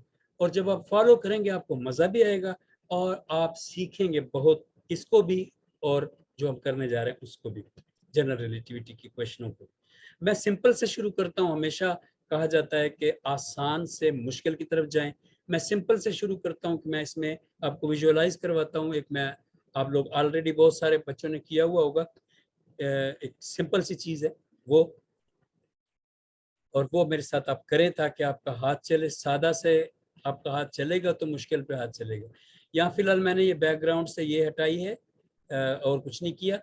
यहाँ से यहाँ क्लिक किया था और ये ग्रिड हटा दी है, और ये जो थे एक्स और वाई एक्सेस ये हटा दिया, प्लेन कर दिया ताकि बहुत सादा रहे सब कुछ। और उसके बाद यहाँ पे ये बटन है, इसमें स्लाइडर का लफ्ज लिखा हुआ है। स्लाइडर ये कांस्टेंट्स जो हमारा होते हैं, कांस्टेंट्स वेरिएबल के बाद दूसरी चीज क्या होती है, कांस्टेंट्स। तो जो कांस्टेंट होते हैं उनके लिए हम स्लाइडर डालते हैं। यानी अगर मैं यहाँ पे a लिख दूं और 0 to 10 लिख दूं और यहाँ पे इंक्रीमेंट 1 लिख दूं, तो ये 1 2 3 4 5 6 7 8 9 10 10 डिजिट्स के 10 कॉन्स्टेंट्स जो है हम यूज कर सकते हैं एक स्लाइडर के फॉर्म में, जो एनिमेशन में भी काम देते हैं और विजुअल करने में भी बहुत काम देते हैं। सो यहाँ पे फर्ज करें कि मैंने इस स्लाइडर से ए कांस्टेंट क्रिएट किया, फिर एक और स्लाइडर मैंने क्रिएट किया और उससे मैंने बी का कांस्टेंट्स की सीरीज क्रिएट की 0 से 10 तक और इंक्रीमेंट 1 रखा, और इन दोनों को मैं साइड पे रख देता हूँ यहाँ पे, और लॉक कर देते हैं हम इन्हें, लॉक ऑब्जेक्ट और लॉक ऑब्जेक्ट। ओके, अब हम सिंपल सी चीज करने जा रहे हैं। मैंने अर्ज किया है कि सिंपल से मुश्किल की तरफ जाएंगे, बहुत से लोगों ने पहले से कर रखा होगा फिर भी हम आम सा फार्मूला है a+b होल स्क्वायर्ड। ये मैंने टेक्स्ट ली है, सॉरी क्लिक नहीं करवाया आपको। यहाँ से मैंने क्लिक किया, टेक्स्ट ली, फिर यहाँ पे क्लिक किया सेंटर में, और फिर ये एडवांस का बटन दबाया, और अब फार्मूला टाइप कर रहा हूँ a+b the whole squared equals a squared plus 2ab plus b squared आम सा फार्मूला है, छठी सातवीं की क्लास में होता है। अब हम इसका साइज बढ़ा रहे हैं, ये क्लिक किया, यहाँ ये क्लिक किया और ये इसका साइज लार्ज कर दिया है। इसका ऑब्जेक्ट भी लॉक कर देते हैं और ये जो हमारे लॉक दो स्लाइडर है इनको अब हमने बतौर कांस्टेंट यूज करना है।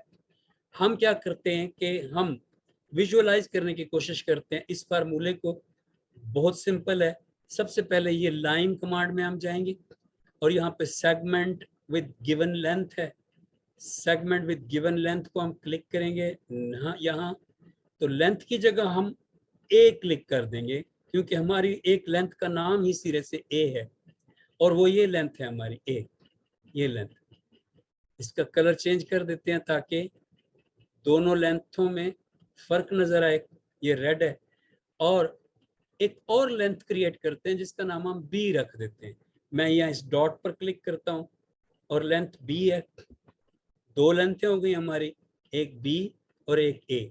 अब बी का कलर भी चेंज कर देते हैं ताकि दोनों डिफरेंट हो जाए। अब जो हम कह रहे हैं, हम क्या रहे हैं, हम कह ये रहे हैं कि a plus B the whole square, a plus B the whole square. मैं इसका साइज जरा कम कर लूं। a plus B the whole square, ये हम कह रहे हैं। तो जब हम ये कह रहे हैं तो फिर द होल स्क्वायर बनाने के लिए यहां मैंने क्लिक किया पॉलीगॉन्स में, एक रेगुलर पॉलीगॉन ली, दो डॉट्स के दरमियान जब क्लिक किया, फोर साइडेड वाली पॉलीगॉन, फोर साइडेड पॉलीगॉन लगाई तो होल स्क्वायर आ गया। होल स्क्वायर किसका आ गया? a प्लस बी का, a प्लस बी का होल स्क्वायर्ड फॉर्म आ गई क्योंकि a प्लस बी दो लाइनें जमा हुई थी, एक a और एक b, ये स्लाइडर जो थे। ओके, अब हमें मालूम है, हमने यहाँ अभी देखा कि ये a स्क्वायर्ड है, इससे अंदर निकलना चाहिए होल स्क्वायर में से a स्क्वायर्ड और एक b स्क्वायर्ड निकलना चाहिए और 2ab भी इसी के अंदर से निकलना चाहिए, सारे के अंदर से। सो ये कैसे हम करेंगे? इसके लिए जियोजेब्रा हमारा इस तरह काम देगा कि हम सबसे पहले एक और रेगुलर पॉलीगॉन बनाते हैं फोर साइडेड, और ये हम ए स्क्वायर्ड को फोर साइडेड पॉलीगॉन के जरिए इस तरह से लगा देते हैं कि हम यहाँ पे टेक्स्ट के जरिए इसके सेंटर में सिरे से ए स्क्वायर्ड लिख देते हैं, ए स्क्वायर्ड। और ये अब इसकी चारों साइडें ए हैं इसलिए ये ए स्क्वायर्ड है और ए स्क्वायर्ड। अब हमने क्या निकाला कि हमारी इक्वेशन, हमारा फार्मूला हमें बता रहा था कि a plus B whole squared जो है, इसके जवाब को विजुअलाइज भी करवाओ हमें, और हम यहाँ पे बता रहे हैं कि ये a स्क्वायर्ड तो निकल आया बीच में से। अब क्या रह गया है? अब रह गया b स्क्वायर्ड और 2ab। तो b स्क्वायर्ड भी हम इसी से निकालेंगे। हमारी b जो है उसकी लेंथ क्या है, ये हम एक बार फिर लेते हैं, गिवन लेंथ, और यहाँ पे हम b की लेंथ क्लिक कर देते हैं सिरे से। ये b की लेंथ क्लिक हो गई और इसलिए रेगुलर पॉलीगॉन अब हम अगर लगाएंगे तो हमारे पास फोर साइडेड b की लेंथ भी अलग हो जाएगी। इनके हमने कलर चेंज कर दिए हैं, कलर हम बार बार चेंज कर सकते हैं। और अब हम a की जगह यहाँ पे b स्क्वायर भी लिख सकते हैं, b स्क्वायर। ओके, अब दो चीजें बच गई, एक ये वाली पॉलीगॉन जहाँ पे रेक्टेंगल, जहाँ पे फोर साइडेड पॉलीगॉन एक रेक्टेंगुलर फॉर्म में है, एक ये वाली पॉलीगॉन, और इसकी एक लेंथ आप जानते हैं कि b है, ये वाली लेंथ इसकी b है, और ये वाली लेंथ इसकी a है। तो ये a भी है और इसी तरह से ये भी a भी है। अब ये दो a b रेक्टेंगल्स हैं तो इसका मतलब ये दो a b रेक्टेंगल्स हैं। सेम इसी तरह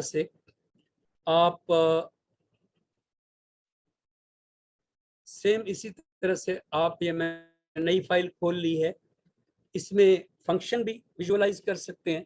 मसलन फर्ज करें कि हम एफ ऑफ एक्स एक फंक्शन लिखने जा रहे हैं साइन ऑफ एक्स, तो साइन वेव फौरन आपको नजर आना शुरू हो जाएगी कि ये साइन वेव है। या फिर आप इसी का डेरिवेटिव भी ले सकते हैं, जो कोसाइन होता है साइन का, एक प्राइम लगाया सिर्फ मैंने एफ के साथ और डेरिवेटिव आ गया साइन ऑफ एक्स का। या आप पूरी वेव इक्वेशन लिखना चाहें तो आप लिखें a amplitude cosine b wave number x x minus c phase shift, enter. अब ये 3 स्लाइडर जो पहले हमने उधर क्लिक करके बनाए थे, या खुद ब खुद बन गए, जस्ट हमने वैल्यूज दी। ए एम्पलीट्यूड है तो देखिए कि ये एम्पलीट्यूड है, ये इसका एम्पलीट्यूड है। ए बी वेव नंबर है तो देखिए कि ये वेव नंबर है। वो पिछली मैं जरा हाइड कर देता हूँ। अब ये बी वेव नंबर है, ये मैंने जस्ट इक्वेशन डाल दी है इसमें, जो हमारी वेव इक्वेशन होती है। और ये फेज शिफ्ट है, तो फेज शिफ्ट की आप एनिमेशन भी चला सकते हैं। एनिमेशन तो आप तीनों की चला सकते हैं। और इसी को मल्टीवेरिएबल कैलकुलस को भी में भी आप इसको विजुअलाइज कर सकते हैं। फॉर एग्जांपल इसका मल्टीवेरिएबल कैलकुलस का जो फीचर है वो भी मैं आपको दिखाता चलूँ, तारुफ हो जाएगा उसका भी, कि यहाँ से आप व्यू करके 3D ग्राफिक्स खोलेंगे और 3D ग्राफिक्स में अब चूंकि मल्टी वेरिएबल है तो एक्स भी वाई भी मिलाकर हम लिखेंगे और हमें जेड की वैल्यू मिलेगी। ये हमें बहुत ज्यादा जरूरत है जनरल रिलेटिविटी में, यानी इतना ज्यादा जरूरत है कि सारी ग्रिड्स जो हैं वो इसी ने बनानी है। हम इसमें एक्सेस देख सकते हैं कि तीनों 3D के एक्सेस मौजूद हैं। वैसे तो आप डायरेक्ट भी इसमें चीजें जो है बना सकते हैं, ऐसे करके रेडियस दे दें तो ये एक बन जाएगी स्फीयर, लेकिन हमने तो इक्वेशन यूज करनी है। तो फर्ज करें आपके पास एक मल्टी वेरिएबल का एक एक्सप्रेशन है या एक फंक्शन है। आप लिखते हैं F of x and Y equal है साइन ऑफ एक्स के प्लस कोसाइन ऑफ वाई के। अब यहां देखिए कोसाइन ऑफ वाई और साइन ऑफ एक्स, सॉरी ये मैंने उसी को हाइड कर दिया। ये मल्टीवेरिएबल फंक्शन है, ये मैं इसमें से हटा रहा हूं ताकि साफ नजर आए। जैसे मैंने वहां इक्वेशन लिखी थी, यहाँ पे भी हम उसी तरह से इक्वेशन पूरी की पूरी डायरेक्ट भी लिख सकते हैं, काम करेगी वो। मसलन F of x and Y equals A for amplitude sine of into wave number B X minus phase shift, इसको आप प्लस भी कर सकते हैं, फिर वेव की डायरेक्शन चेंज हो जाएगी, प्लस सी और प्लस अब जो हम कोसाइन का फंक्शन लिखेंगे उससे पहले amplitude A cosine of, sorry मैं एंटर पहले दबा दिया, फिर से टाइप कर रहा हूं। मसलन F of x and y multivariable function equal है a for amplitude sine of into b x meaning wave number और एक्स वेरिएबल, फिर सी फेज शिफ्ट प्लस अब a for amplitude cosine of y into y से पहले wave number b minus phase shift, enter. अब देखें एक बार में ही आपका फुल कंट्रोल इस पे आ गया है कि ये आपका एम्पलीट्यूड चेंज कर रही है पूरी वेव का। ये यहाँ पे मैं रख देता हूँ। फिर ये आपका वेव नंबर चेंज कर रही है, वेव नंबर आप एक मखसूस हद तक लिमिटाइज कर लें तो और भी ज़्यादा आसानी हो जाएगी। और ये आपका फेज शिफ्ट है, इसको आप चलाएं तो आपकी वेव जो है वो बड़े प्यारे पैटर्न में मूव करती रहेगी। और ये फेज शिफ्ट हमेशा चला के ही एनिमेट करके हमें समझ में आता है कि वेव फेज का शिफ्ट कितना है दो वेव्स के दरमियान। और इसके दौरान, फेज शिफ्ट के दौरान आप डिफरेंट चीज़ों की वैल्यूज चेंज कर सकते हैं, जैसे कि ये मैं कर रहा हूँ आपके सामने। ओके, तो इस तरीके से हमें इसका बहुत ज़्यादा इस्तेमाल करना है। इसकी वजह यह है कि अभी मैं आपको एक चीज़ दिखाता हूँ, आप खुद ही समझ जाएंगे कि वाकई हमें इसका बहुत ज़्यादा इस्तेमाल करना है। ये देखिए, मैंने इस सरफेस को क्लिक किया, राइट क्लिक किया, और अब देखें कि क्या चीज़ सामने आ गई। इस वक्त आपके सामने स्पेस टाइम की जो फैब्रिक है वो रिमानियन मैनीफोल्ड की फॉर्म में मौजूद है। और हमने इस पर इतना ज़्यादा काम करना है कि रिमानियन टेंसर से शुरू करना है, और रिची टेंसर हम इसको नज़दीक जब करेंगे ना, नज़दीक, ये एक बात आपने सुन रखी होगी क्योंकि ज्योमेट्री, स्पेस टाइम की ज्योमेट्री है, ये बात सब बच्चों ने अभी बता रहा था मास कि हमने हाल ही में पढ़ी है जनरल रिलेटिविटी, तो सब बच्चों ने सुन रखी होती है। अब अगर मैं आपको यहाँ पे दिखाऊं ना तो आपको समझ आएगी कि मेरा पॉइंट क्या है। ये मैं वापस कर रहा हूँ इसका कलर, ठीक। यहाँ से देखिए ज़रा, अगर हमें कहा जा रहा है कि locally intrinsic geometry of curvature वो फ्लैट ही होती है। स्पेस टाइम में जितना कर्व हो, देखें स्पेस टाइम इतनी कर्वी है, फर्ज कर लें कि इतनी कर्वी है क्योंकि प्लैनेट जो है ना वो बहुत भारी है, वो बहुत भारी है जो यहाँ रखा हुआ है। फर्ज करें कि ये प्लैनेट है, इस जगह पे एक रखा हुआ ये प्लैनेट है, हम फर्ज कर लेते हैं ये रेड प्लैनेट है मार्स। अब इस प्लैनेट को रखा हुआ है और फेज शिफ्ट में प्लैनेट भी ऊपर नीचे हो रहा है एज सेम जैसे कि सारे प्लैनेट स्पेस में हो रहे हैं। ओके, अब इस फेज शिफ्ट में, सॉरी, प्लैनेट हमने रख दिया और ये फुल कर्वी स्पेस है, तो हमें कहा जाएगा, जनरल रिलेटिविटी की जब मैथ हम पढ़ना शुरू करेंगे तो हमें कहा जाएगा कि ये होती फ्लैट ही है लेकिन इंट्रिंसिक ज्योमेट्री की रूह से, इंट्रिंसिक प्रॉपर्टी की रूह से। यहां से तो बाहर से हम देख रहे हैं ना, ऊपर से, तो हम एक्सट्रिंसिक प्रॉपर्टी देख रहे हैं ज्योमेट्री की। इंट्रिंसिक प्रॉपर्टी की रूह से ये लोकली फ्लैट ही होती है। तो अब मैं आपको दिखाता हूं कि वो क्या कहते हैं जब वो कहते हैं फ्लैट ही होती है। इसको किया जाता है जूम, क्योंकि यूं समझा जाता है कि एक नन्ही सी चींटी जो है वो इसके ऊपर रहती है। जैसे हम ह्यूमन जो हैं जमीन के ऊपर चलते हैं जब, तो हम जमीन को क्या समझते हैं, जमीन को फ्लैट समझते हैं ना। ऐसे ये नन्ही सी चींटी इस ऊंचाई पर जो मैंने अभी लगाई है एक डॉट की सूरत में, ये नन्ही सी चींटी भी यही समझती है कि ये जगह फ्लैट है।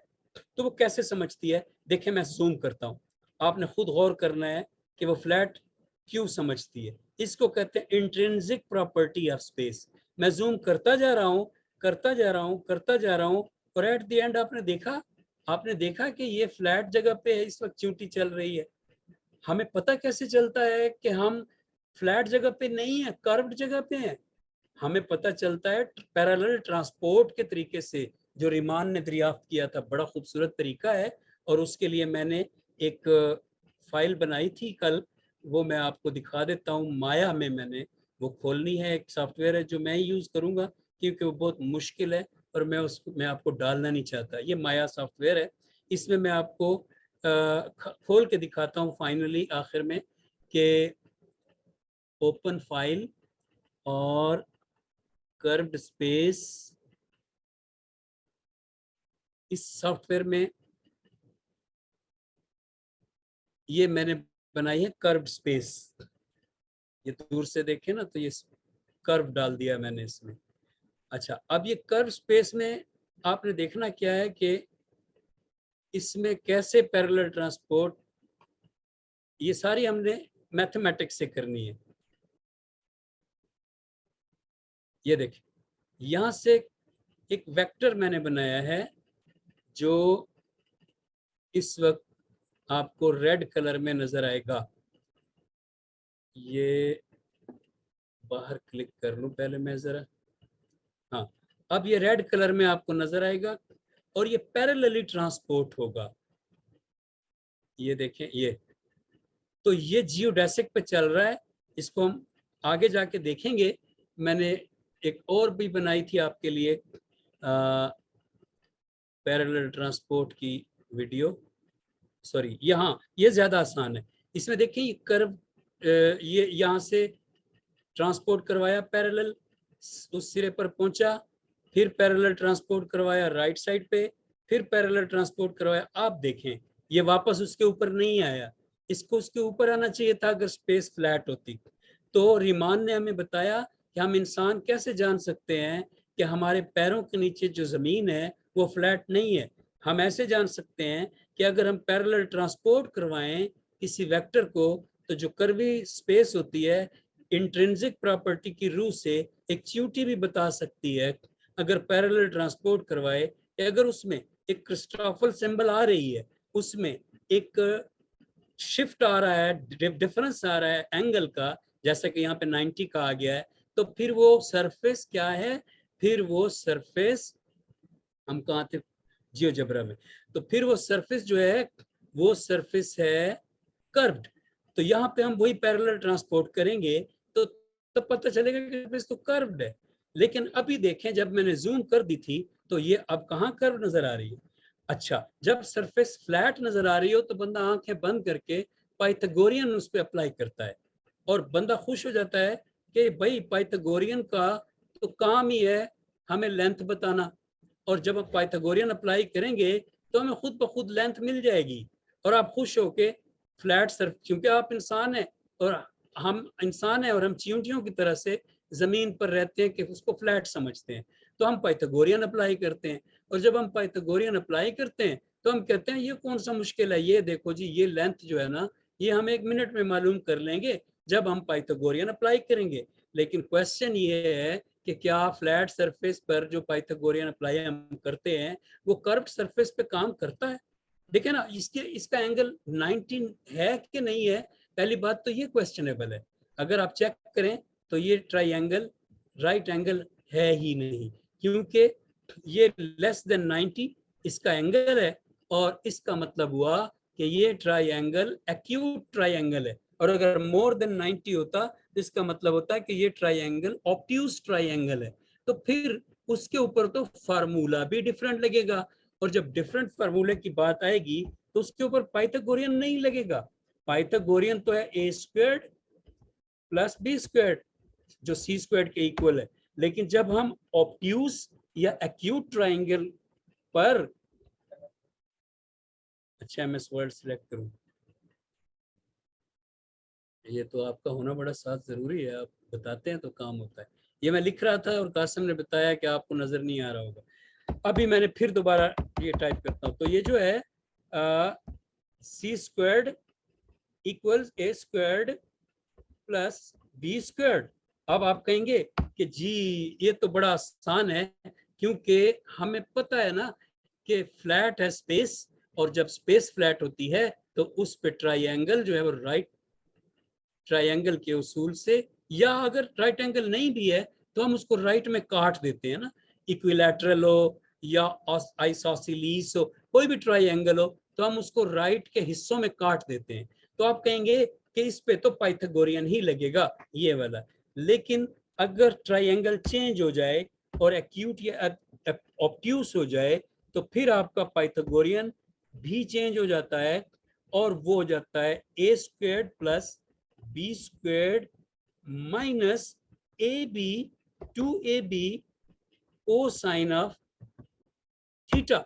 अब वो एंगल जो दरमियान में है, असल में मैं तो कहा करता हूं, मैं उस दिन अपनी बेटी अजरा से भी ये कह रहा था कि ये भी जो पाइथागोरियन है ना राइट एंगल ट्राइंगल के लिए, ये भी असल में अपने अंदर 2ab कोसाइन रखता है, और वो इसलिए हमें नजर नहीं आता क्योंकि इसका देखिए ना, ये हमारा पाइथागोरियन है, अब मेरा पॉइंट ये है कि अगर हमारे पास ये ट्रायंगल इस शेप में होती कि यहाँ नीचे भी एक वेक्टर होता और ये नीचे भी एक वेक्टर होता, इसका कलर चेंज कर दूं मैं, और ये साइड भी वेक्टर होती, ये जो y एक्सिस है, ओके।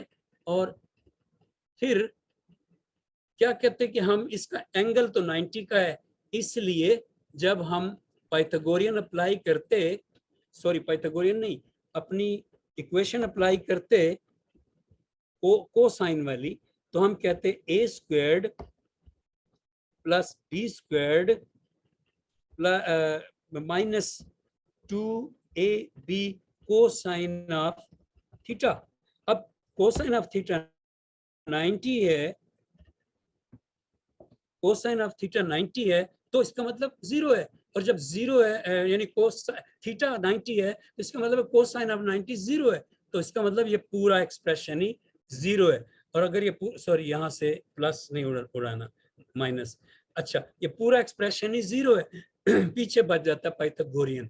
तो बाकी जो इक्वेशंस बाकी जो ऑब्ट्यूस या एक्यूट ट्रायंगल्स होंगी उनके लिए ऑलरेडी यही 2ab cosine of theta apply किया जा सकेगा। अब आखिरी बात, इसके बाद खत्म करते हैं क्लास, वो ये है कि जब आप जियोजेब्रा में जनरल रिलेटिविटी स्पेशली और मल्टी वेरिएबल कैलकुलस की फॉर्म में, यहाँ पे जहाँ पे इस वक्त हम मौजूद हैं, ये थोड़ा सा स्टक हो गया है, खैर मैं बात करता रहता हूँ, यहाँ पे जहाँ पे हम इस वक्त मौजूद हैं, ये यहाँ पे जब हम अप्लाई करेंगे तो ट्रायंगल्स देखें कौन सी बन रही हैं, ये ऑब्ट्यूस है, ये एक्यूट है, यानी ये ट्रायंगल्स बन रही होंगी, तो फार्मूला कौन सा अप्लाई होना चाहिए? फार्मूला जाहिर है जो मैंने अभी आपको यहाँ पे एमएस वर्ड में जो मैंने अभी आपको करके बताया कि ये फार्मूला अप्लाई होगा उस पर -2ab कोसाइन ऑफ थीटा, और फिर इन दोनों के दरमियान जो एंगल है वो हमें बताएगा कि अब डॉट प्रोडक्ट जो है इन दोनों के दरमियान यानी कोसाइन ऑफ थीटा जो है वो एंगल पर डिपेंडेंट है, और इस वजह से डॉट प्रोडक्ट अब 0 नहीं है। डॉट प्रोडक्ट 0 होती है सिर्फ राइट एंगल के पाइथागोरियन में, जो हमेशा फ्लैट स्पेस टाइम की अलामत है। और जब स्पेस टाइम कर्व्ड हो जाती है, तो जैसा कि मैं अभी जियोजेब्रा में आपको दिखा चुका हूं, जब स्पेस टाइम कर्व्ड हो जाती है तो उसके ऊपर राइट एंगल ट्रायंगल नहीं लगती, पहली बात। और अब दूसरी बात और आखिरी बात कि एमएस वर्ड में मैं आ रहा हूं, यहाँ पे आप आखिरी बात यह है कि हमें पाइथागोरियन काम नहीं देता कर्वी स्पेस टाइम में, तो वहां पे हम कहते हैं एस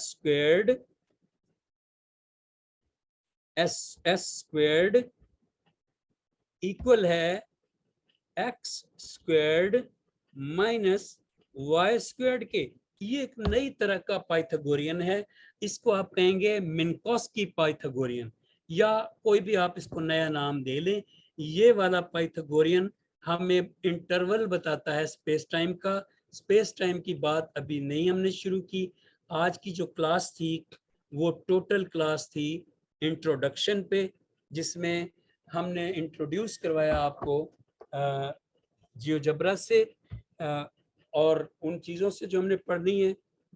अभी मैंने गो थ्रू नहीं करवाया आपको तमाम इक्वेशनों से, वो हमारा आज से तीसरा लेक्चर है। नेक्स्ट लेक्चर जो है वो सारे का सारा हिस्ट्री पे है, और वो हम शुरू करेंगे कि कैसे केपलर का तीसरा कानून न्यूटन के ग्रेविटी के कानून का बायस बनता है, और फिर ग्रेविटी कैसे जनरल रिलेटिविटी तक पहुंचती है। वो सारा लेक्चर ही हिस्ट्री पे गुजर जाएगा। नेक्स्ट वाला कोई छुट्टी ना करे, उसकी मैंने असाइनमेंट देनी है। उससे नेक्स्ट वाला जो लेक्चर है वेरी वेरी इंपॉर्टेंट है, क्योंकि उसमें मैंने गो थ्रू करना है, अव्वल तो एक लेक्चर में नहीं तो दो लगाने पड़े तो दो में तमाम इक्वेशंस को एक जिस तरह कहते हैं ना क्विक टूर करना है हमने, ताकि आप सबको, क्योंकि आप में पीएचडी के लोग भी हैं, आप में एमफिल के लोग भी हैं, ताकि आप सबको वाज़ेह हो जाए तस्वीर कि अव्वल तो आखिर हमने इक्वेशन पढ़नी कौन कौन सी है। और हमने उसको विजुअलाइज किस तरीके से करना है तो सारा मैं तेजी से विजुअलाइज भी और तेजी से क्वेश्चन दिखा भी दूंगा। नेक्स्ट लेक्चर हिस्ट्री का है और उससे अगले 2 लेक्चर क्विक टूर के हैं, पूरी थ्योरी के, पूरी जनरल रिलेटिविटी के, और फिर हो गए 4 पूरे। और फिर 5वें लेक्चर में हम क्लास के नाम अलग कर लेंगे, ग्रुप में से ना आने वाले लोगों को निकाल देंगे, और फिर हम शुरू करेंगे गैलीलियन रिलेटिविटी 1-2 लेक्चर्स में, एक लेक्चर में फिर लोरेंट्स और स्पेशल रिलेटिविटी, और फिर हम चल पड़ेंगे अपने रास्ते पे जनरल रिलेटिविटी में। ये आज के लेक्चर में हमने करना था। जो मैंने आपको कुछ चीज़ें रह गई हैं, मैंने आपको फंक्शंस और टेलर सीरीज और इनके बारे में कुछ बातें जहन में थी कि वो आपको बताऊंगा, इंटीग्रेशन के बारे में भी, लेकिन टाइम पूरा ऊपर हो गया। ओके, तो सवाल कह रहे हैं कासिम कि आपने लिए नहीं। हाँ वाकई मैं भूल गया था। अब ये है कि अभी भी जो 5-10 मिनट स्पेयर कर सकते हैं आप में से वो बैठे, और ताकि हम ये जो सवाल लेना चाह रहे हैं इसकी बात हो। और चैट में होगा सवाल या चैट में? 38 चैट्स में मैसेजेस हैं, मैं देख लेता हूँ उनमें अगर कोई स्टूडेंट्स भी बोल सकते हैं, आप डायरेक्ट कह दें यहाँ तो सलाम है, चले चैट में नहीं है। मेरी आवाज़ आ रही है? हाँ एंड से, हाँ एंड से शुरू कर देते हैं। यस सलाम है। The of course answer when Al-Biruni discovered the earth is this is vector change. Thank you. This is my